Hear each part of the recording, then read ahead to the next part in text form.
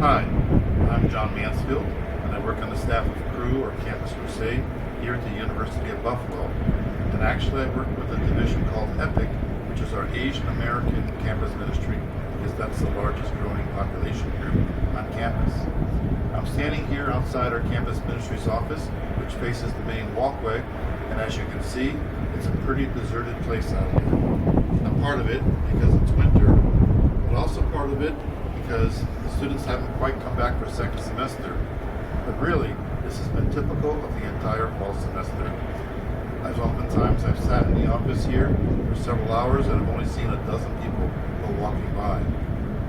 The university has told us that 40% of all classes had some in-person instruction, but really that number was skewed by the medical school and by some classes that had labs. Most of our students, undergraduates, did not have to show up at all on campus to take any classes.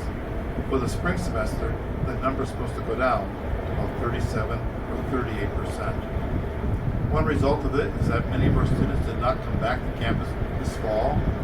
Some came back and just isolated themselves away in their apartments, and then others who are here have decided not to return for second semester. Another result is that the depression rate among students is very high.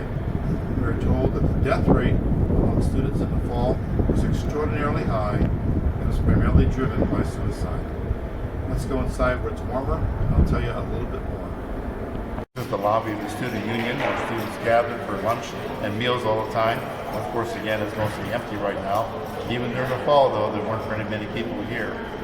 So you ask, how do you reach out to students during this special time? One way is just to go to where they are, to their apartments.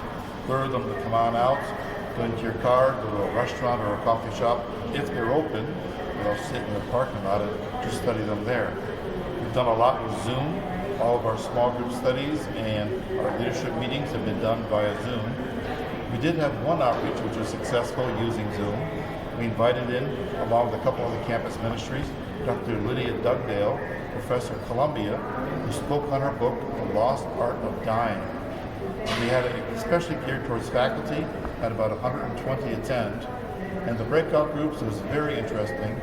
The one that I was in, a faculty member shared that he and his wife went out driving just to get out of a house, but he actually ran his car off the road into a river, and he was able to get out of the car, but was unable to get her door open and unbuckle her seatbelt, and she died in the river.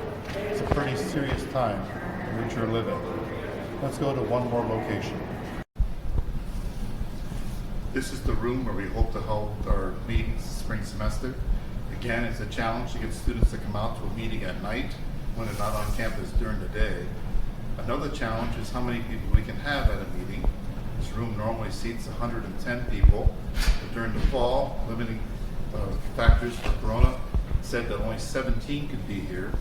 And now, because we've entered into the orange zone for Erie County, Western New York, limiting now is down to 10 students. So we're going to do it both live and in person.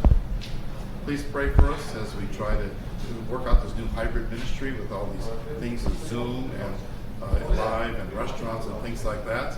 It's going to be a challenge here to work it all out. Please also pray too for our finances here, because it's going to be hard. Some churches and families have had to cut back because of COVID.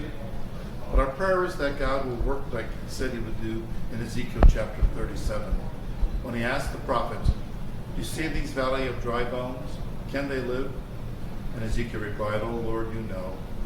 And God says, "Yes, they can, because I'll send my spirit upon them, and flesh will come upon them, and these dry bones shall live once again." That is our prayer for this coming school year. Next fall we should be fully in person, but in the meantime we especially ask for your prayers. Thank you so much for your support.